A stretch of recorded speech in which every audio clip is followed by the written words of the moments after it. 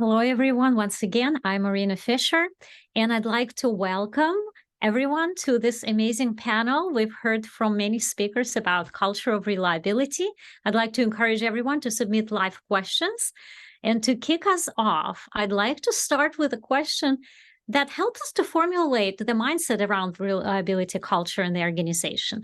And the question is, what are the core values and behaviors that we want to foster as we build a culture of reliability in the organization? And how can senior leadership help us? Casey, would you like to take this question? Thanks, Marina. That's a great question. And I have to say, I'm so excited by the fact that so many of us have touched on how to build a stronger culture of reliability. I think this is fairly unprecedented, if I would say so myself. And so it's just wonderful to hear it from so many different vantage points and to know that this is a trend that's happening across our industry. So several of our talks touched on this, and Peter's in particular too, on several of these core values and behaviors that are really core to reliability. So that unrelenting commitment to asking why and advancing a deeper understanding of root causes so that we can also give attention to the underlying processes, the more culture-centered misses that may have, say, led to an outage in the first place. And so doing so really helps us to be more resilient against future outages than just kind of identifying the underlying technological issue at play in an outage. But what it's really about is creating an environment for developers that strikes this important balance between reliability and innovation and allows developers to build things that they're excited about, right? That they're proud of, and allows us to also make good on our commitments to our users, both those that draw on, in our case, Meta's infrastructure, as well as our end users that rely on our products.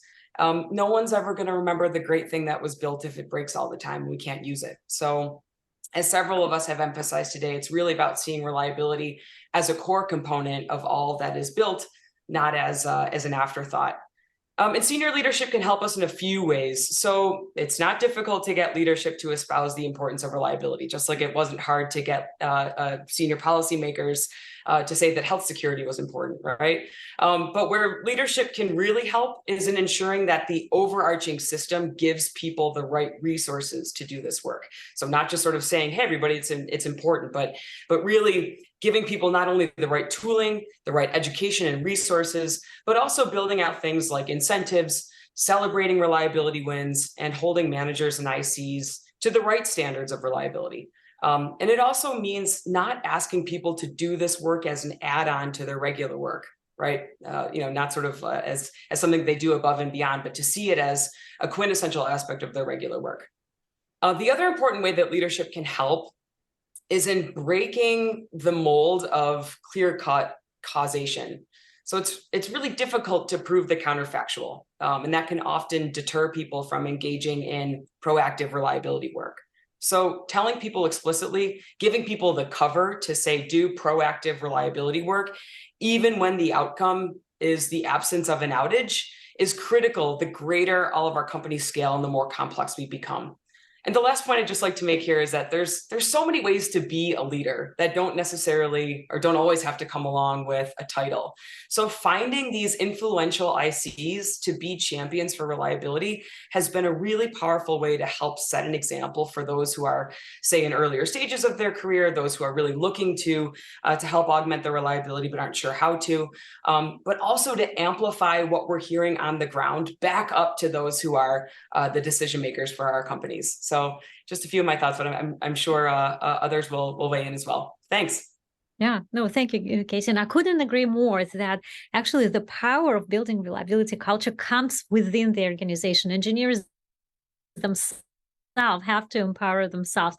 They have to celebrate wins. They have to talk about what's working, what's not working, because there is only so much you can do as a leader. You have to really build this from the bottom up, and that helps to generate momentum and excitement in the organization. Thank you for that. I've got one other question. As we're talking about size of the organization, size of the complexity that we can take on.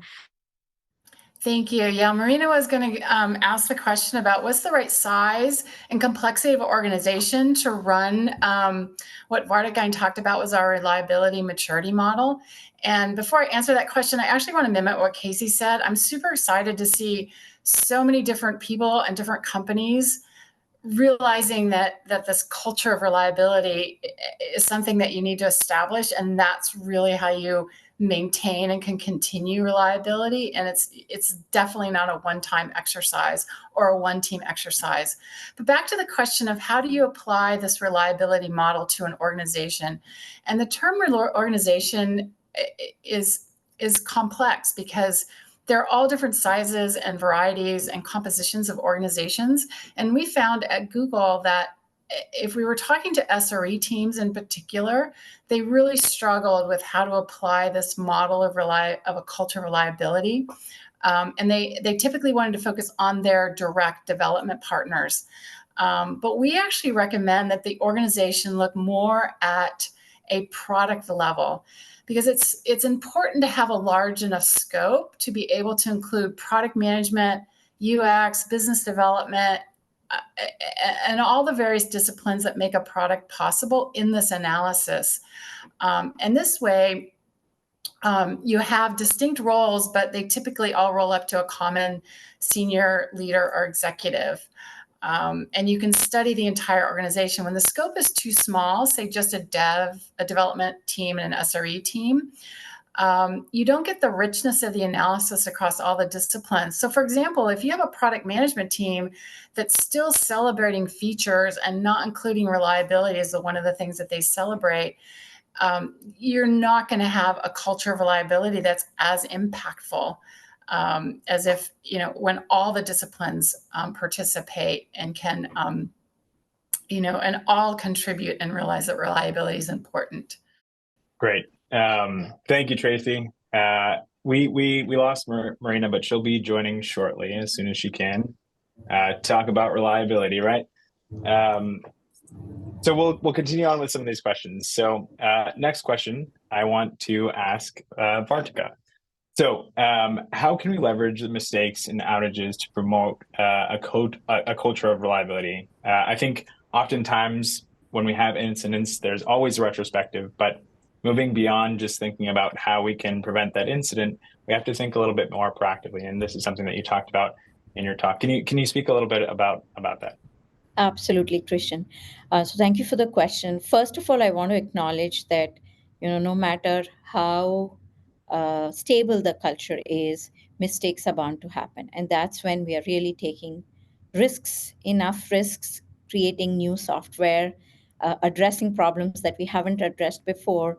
And so it's definitely possible that outages could happen. At Google and across other companies, I've seen the culture of blameless postmortems being a big part of how the ecosystem works.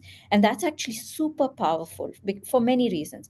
It first gives the space to people to be able to take the risks and make those mistakes. On the other hand, it also helps folks speak up on what's the right thing to do in the future and how to fix that. Having said that, we obviously are here to make sure those incidents and outages don't happen as often. So this is where obviously a lot of what we've learned today comes into play. And the idea there is that even as we make these mistakes or have these outages, we are ensuring that the blast radius is small. We are ensuring that the same issues are not coming up again in the future. We are ensuring that we have built the system and the culture in such a way that we are proactively recognizing when there might be near misses. We rarely celebrate near misses, which means we were about to catch something in action and we could proactively do that. And that way we prevented an outage to happen. So a lot of what we've learned in the journey helps us identify those scenarios and actually be strategic, proactive around those to prevent them from happening. At the same time, because this question is about outages, we will never have a world where we don't have any outages. And that's the scenario we want to celebrate and learn from to make us even more mature in the future. Yeah, definitely agree. Especially about the point where outages are going to continue to exist as long as we can continue to make the process blameless, encourage people to learn from them. Definitely very important. I'll go ahead and ask the next one, and I'll pass it to Gursharan. I'm curious, want to talk a little bit about measuring reliability. This is something that's very difficult, especially when we're thinking about proactive measurement of reliability, right? How do you measure the incident that hasn't happened? But I'd love to hear from you. How do you measure the success of reliability initiatives? And this could be both proactive or reactive initiatives. Yeah, thanks for the question, and a great question. As the age-old saying goes, what you can't measure, you can't improve. So we do want to make sure that we are measuring our progress tangibly. On monetization at Meta, we use advertising value loss as a top-line metric.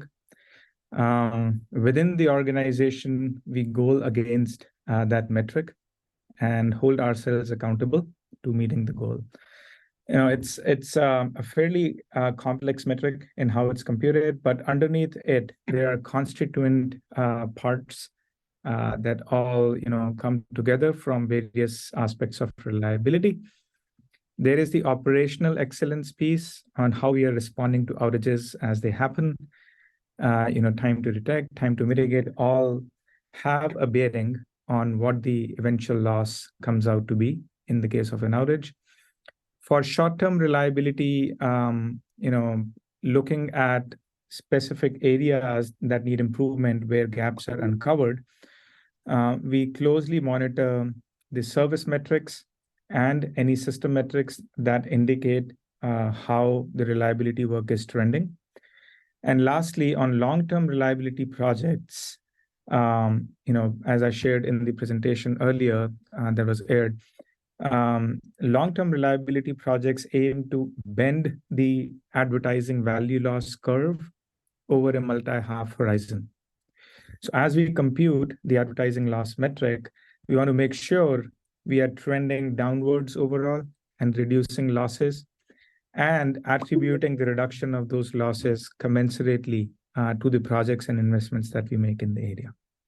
But at the end of it, it all boils down to advertising value loss, which is our top line metric. Yeah, makes a lot of sense. I would say that especially within the monetization space, you have a little bit of an advantage where you can start to relate some of the metrics to money or dollars. And some of the other spaces it's not as clear cut, but I agree generally with everything that you mentioned. Okay, let's jump to the next question. This one's for David.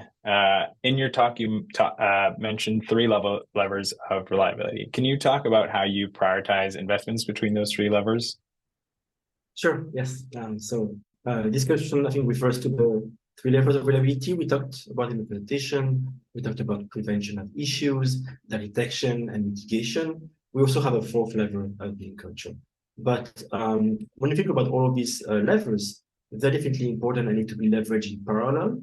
But really, at the end of the day, we need to set up goals against making progress on each of them, meaning we need to guide the investments that engineering and construction teams are going to make. And these investments are vastly different across levels. So as Gursharan mentioned in the question before, at Meta immunization, we prioritize based on the expected long-term impact on reduction of advertising value loss. And once you're able to measure it, it's really about return on investment in the end. So for prevention of SAVs, this is where we have the most leverage. However, moving the needle on prevention is taking more time and requires foundational investments across areas around testing, resilience, and reliability, as we talked about in the presentation. Improving detection of SAVs can have a big impact as well, and especially for the case of slow burn SAVs that I covered in the presentation. For fast burn SAVs, we are close to optimal, and so it's really hard to move the needle there. But for slow burn SAVs, if done well, you can build central detection and alerting mechanism that can help detect a broad range of issues and complement the service level monitoring. And finally, our 3rd level, improving mitigation. This requires investment in creating internal processes to root cause issues, facilitate revert them. And this is really essential to issue response, recovery, but it's also more difficult to scale as each team, each owns a critical service and needs to create them. So in the end, you need to use these 3 different levers in parallel and guide the the investments based on ROI. Thank you. Okay, next question I want to pass to Vartika. We talked a lot about this mental maturity model of how we move from being reactive to more of the strategic and visionary, but maybe more for a team or for an org.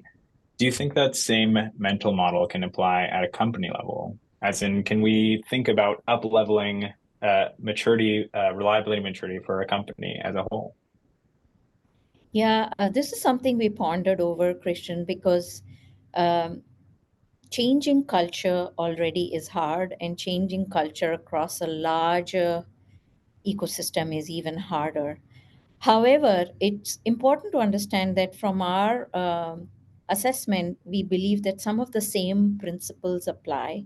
So, what we've seen generally is, when we are driving a reliability culture across a very big company, we can standardize on best practices, production principles, lay out some of that groundwork, which is very foundational, where at least we are looking at the same elements across the entire company, different organizations.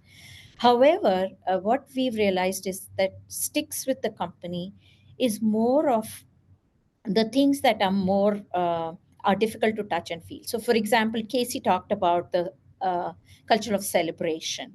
When we see that reliability fixes are treated just as well as feature development, and those celebrations happen across at a larger scale, top down, all the way and permeate. We have a notion of greatest hits in the company, which celebrate, the biggest areas where we may have made mistakes and how we've learned through those, and those are some great ways to set that culture going.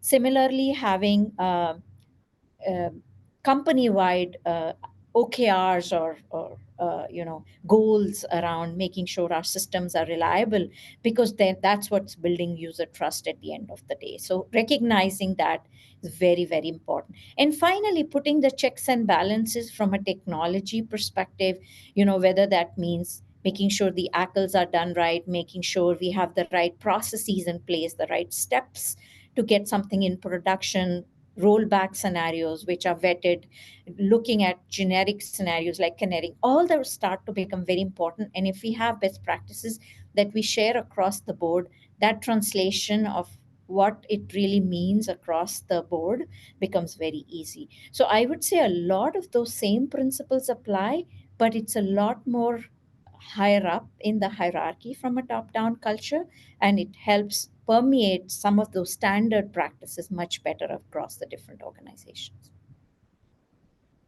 Makes sense. I would say the other critical piece there too is having strong leadership buy-in, and this is something that you mentioned in your talk, and Casey, you also touched on in yours. Maybe just continuing on this question, I'm curious, Casey, what did it take, or how did you get buy-in from leadership that reliability is something that we want to promote and incentivize across that? So I think part of it was actually, as we had said before, amplifying the voices of those developers that were working so hard on the ground, right? Did they really want reliability? And what we found was, yeah, they need it in order to be able to build the world's greatest products and sustain the world's really strong infrastructure in this case. And what we really wanted to do as we were building the culture of reliability, and as I described in the talk, was to be able to measure and track that progress over time. And so that meant coming up with really solid quantitative measures that were rooted in the right constructs, the things that really mattered to people with regard to reliability.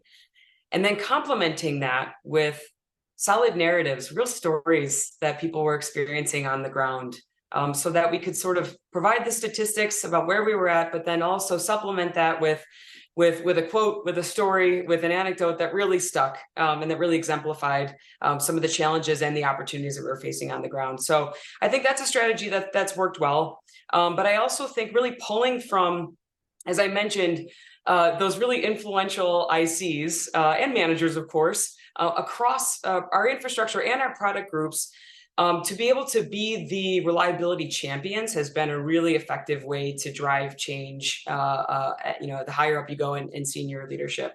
And they've been wonderfully receptive, and that's been exciting. And at the same time, I would say we're just getting started. And I think sort of keeping that momentum going as we get more complex and as we continue to scale will be critical. Definitely agreed.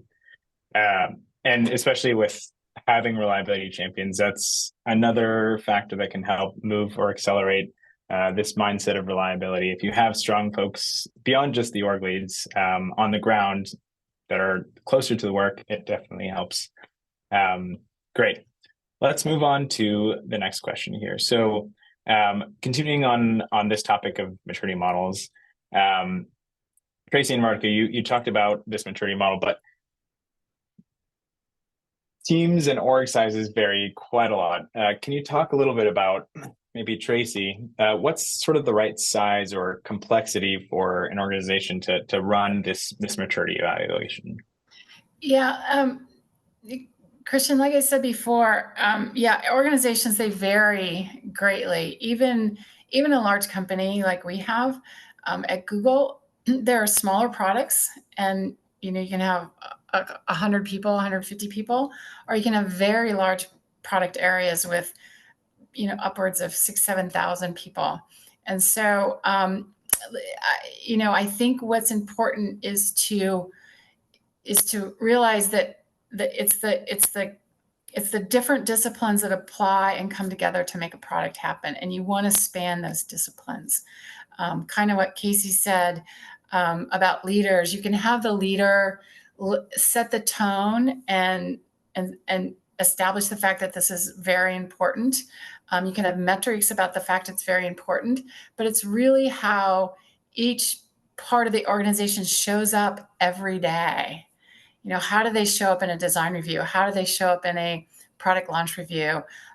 What does product management think about reliability? Priority versus new feature priority.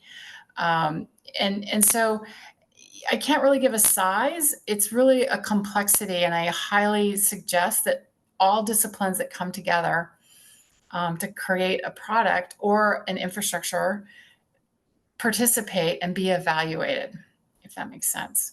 And so, you can't have one of the things I talked about was a case study where one team, in this case, the SRE team, tried to carry reliability. And they can't. You can't have a single team carry reliability. I mean, it does work for a while, perhaps. It'll work maybe in the mitigation during an outage, perhaps, but it doesn't sustain that long-term reliability, which is what you're really looking for. You're really looking for, seeding reliability in everything that happens every day as teams go through the motions of creating, this product and supporting this product. So, I would highly suggest that all the disciplines that come together that create a product is really where you should study the culture of reliability. Yeah, definitely agreed. Carrying on some of what you touched there, I'm curious to hear, Gursharan and David, you're a perfect example of org champions that have been pushing this reliability message within monetization. Can you talk a little bit about how you were able to do that, or how do you start to sort of federate this responsibility or interest or accountability of reliability beyond just having org champions be the ones that are pushing this forward, specifically within monetization?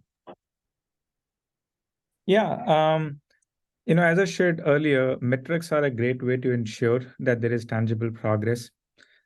So we do hold organizations and teams within monetization accountable to the metrics that they sign up for. That is one way to ensure there is, continuous, tangible progress on goals. These, metrics and, the key indicators of success are reviewed regularly within the organization at a cadence that ranges in weeks, not even months. So that kind of rigor around metrics helps us elicit response from organization leaders and teams, on reliability. David, would you like to add anything? Yeah, one thing I would actually add also is, I think also developing the measurement framework and also these metrics. It really helped also starting with small organization, but monetization, and actually showing the value within backend system infrastructure first, and then expanding this to the other pillars of monetization. But really help also provide visibility on what to expect, what type of measurability of the metric, the insight it provides.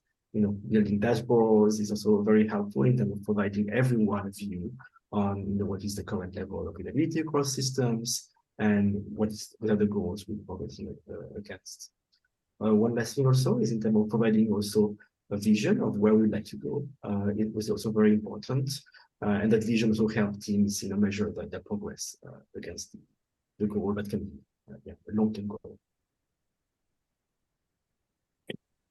So we're just about at our time here, but we've covered a lot of ground today. Lots of good conversation around getting leadership involved, having good, clear outcome measures to drive these conversations, having org champions, having this mental model of moving through maturity levels of reliability. Lots to discuss and lots to think about. But that'll conclude this portion of the Q&A. Really appreciate the time that we've spent today. And again, big thanks to our presenters and panelists for not just those here, but those that came before as well. It's been great having you and having this conversation. Next, I'll pass it off to Francois to close us out for the tail end of reliability at scale. And big thanks to our viewers as well.